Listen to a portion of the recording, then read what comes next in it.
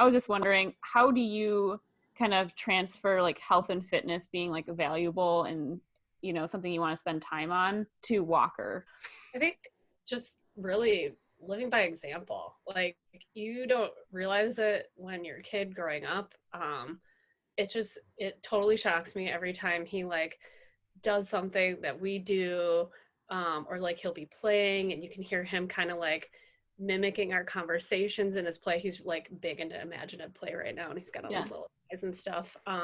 But that's just something that we do. We do it, on a daily basis, or even when, I'm in a slump or whatever, I'm still doing it a couple times a week. And so he, he has he has a pair of like Keen shoes are like super durable kid shoes. So he's got Yeah. these Keen shoes and he calls them his fast shoes. Well, then somebody handed down a pair of Nikes and he himself labeled these the marathon shoes. I don't know later. Yeah. So he's got the marathon shoes. So like, I'll go out for a run. He'll be like, Mom, I want to come with you. Like 2.5. He wants to run with me. And of Yeah. course we go out and he like runs a couple houses down and then turns around and comes back. But we started it really early on. Our pediatrician told us like one way to get your kid to sleep better at night is to spend time outside. So like no matter what the weather is, we go outside. Back when he was an infant and I was home alone on the weekends, I would like strap him in and we would walk to the coffee shop and I would get a latte and walk Hmm. back just to get out of the house. So Right. yeah, definitely like living by example and just doing it. Kids naturally want to like be like their parents and do the things their parents want to do. Um, I do think it's really important to always keep everything fun. I think for some parents who are really competitive, it's hard to like keep from like wanting their kid to be the best and do really good. So Yeah.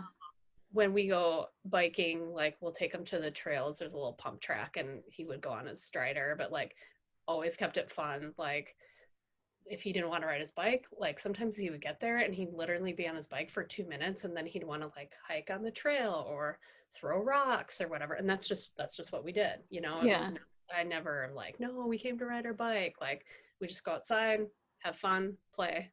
That's what it's all about. Thing he likes to do is like go biking, but we never turn around. And then it's Yeah. like, then you end up pushing him back. He rides a two-wheeler now without, training Yeah. wheels. He doesn't need a stride or anything, but like I literally have my hand on his back for like 2 miles. So, no, we're gonna turn around while we still feel good. That's Right. too big of a concept for a Yeah. 3 year. The other thing that I learned from another amazing Northern athlete, Lindsay Yeah. Weir Dillon, she was an Olympian. Yeah. Um, Trail snacks.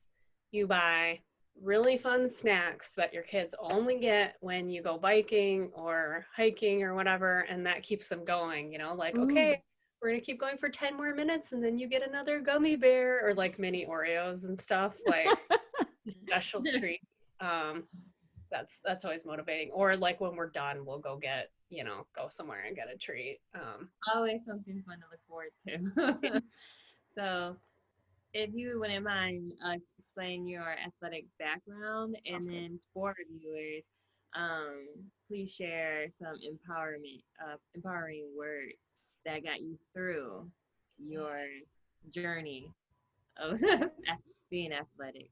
Oh my gosh, this is a long journey. Athletic background. So my dad like has been a runner actually since I can remember. I was really young. I would like go to gymnastics class and I remember he would go for a run and he actually started running because he had asthma and he didn't like swimming. Um, and the doctor said, it was important for him to like increase his lung capacity so that way when he was having an asthma attack, like it'd be easier to get through, I guess. So I just started running kind of like I just explained, my dad did it and I wanted to do it. So I ran a 5K when I was 9 and that was just my thing. Um, and I was actually a figure skater too, a pretty decent figure skater. And I got to the point where my coach was wanting me to go to Detroit a couple days a week. We lived in Lansing, so it's like 2 hour drive or whatever. Um, and my dad said, well, you're going to be in high school next year, so you need to pick like, are you going to do track and band and all that other stuff, or are you going to do skating? Because if you do skating, that's all you're going to do. So I decided I wanted to have a social life and all that. So ran in high school and did track and cross country. And I was like decent, but I didn't really train hard in the summer. But I decided I wanted to run in college. So I walked on at Northern and then had two really great coaches, Stan Feldheim and Jenny Ryan, and really just pushed us to, excel in our sport. So I got faster and got on a scholarship and got quite a bit faster. Um, and I had the indoor 5K record for a while. I had an outdoor 10K record for a long time, but I just say that's because not a lot of people did the 10K. But that stood for almost 10 years. And my sister really was trying to break it. She's 10 years younger than me. Unfortunately, somebody else on the team was faster than her, but she was chasing my records for a while. So yeah, that was great and an amazing experience. It was really hard to I probably talked about this the last time I was on here, but it was really hard to transition from being a college athlete to just being like an age grouper and not really knowing why I was doing it. I really wanted to do it and I really wanted to do well, but just always really struggled. And it's tough. Struggled a lot with mental health, depression and stuff all throughout my life. But one thing that Sten always said to us before a race was, well, he said two things. He said three things. Okay, one's really important right now, and that was stay out of large crowds and wash your hands. He would always say that leading up to nationals and stuff. He would. That's crazy. I know, he'd always be like, stay out of large crowds and wash your hands. And now I'm like, oh God, Sten, you have no idea. That's great advice. But that aside, he would say, it doesn't matter, if you win today or, what your place is, as long as you put forth, a good attitude and a good effort. So, attitude and effort is key in being successful. And then he also said, expect miracles. So, you can go into a race, knowing about how well you're going to do against your competition. But if you don't expect yourself to excel and surprise yourself, then you're not going to. You're going to be holding yourself back. So those two mantras kind of always went through my head. And this summer, I had the opportunity from a friend to go through this coaching program. It was called Breakthrough and Begin. It's not an athletic coaching program. It's just a life coaching program. And a big aha moment for me through that was realizing, so what she does is she kind of works on some self-discovery through writing and writing prompts. And I kind of realized that okay, I've been out of college athletics for, God, how long? 15 years. And this whole time, I almost was afraid to let myself excel, even though I don't seem like it. I seem really confident and I'm oh, I'm pretty good for being old, like I said, age grouper. But to get to that next level, I would be doing really, really well in my workouts and then decide for a week to not do anything. Not decide, but I'd look back and I'd be like, I didn't follow my training plan for a whole week.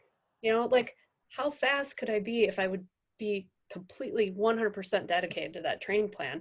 And through this self-discovery, it was oh my gosh, you don't want to succeed. For whatever reason, it's this what is that called? Self-destructive almost, you're not letting yourself succeed. Why can't you just, enjoy that success? So that was really huge for me. So that's what I've really been focused on. And I've been dealing with so I got that weird injury. And then around the same time, actually since March, I've been having some really significant calf pain to the point where I went to a sports medicine doctor, I went to a neurologist, and I couldn't walk in the mornings, I could barely walk. But now that I kind of have it figured out a little bit, my whole focus is on what what is it going to look like to be truly successful, and what is it that I need to do, and then doing those things. So it's been pretty exciting. I don't really have a goal right now, which kind of makes it hard. still playing around with what I want my goal to be, but I'm following a training plan of just like maintaining my fitness. And for me, that's my goal, is like, can you follow a plan? Can you, make these small goals and work towards them? So I don't know, let's see, because yeah, I'm gonna be 40 in 2 years. So I want to have like a big like 40-year goal, like Yeah. Yeah. 15 in the marathon or something crazy like. We also need to share like the things that we're working on or that we're imperfect about, and if there's somebody who is kind of thinking about trying, a 5K or a trail marathon or something like that, something that's like out of left field, what would you tell them if it was like, if they needed some extra encouragement? I would say really just, find the people that will help hold you accountable, and support you, maybe not even accountable if you're one of those people that can set the goal and take the steps and do it. But, who do you need, especially if we're talking about, being a parent and having a young child, like who do you need in order to help you achieve that goal? Is that something that you need to communicate to your spouse? Well, probably, absolutely. But, who else in your life can help you? Especially right now, it's really challenging depending on where you live and what your, what your comfort level is of how you're going to get that done. Um, you know, I said I would never run on a treadmill. We used to train outside in the winter all the time, and I somehow fell in love with treadmill running. Although when I get on a treadmill, I feel like I'm like just trying to get done as fast as possible, so I just crank it up. But yeah, just find your crew that's going to help you get through it. You know, not just on that day, but you're going to need a crew in the months leading up to it, and don't be afraid to succeed.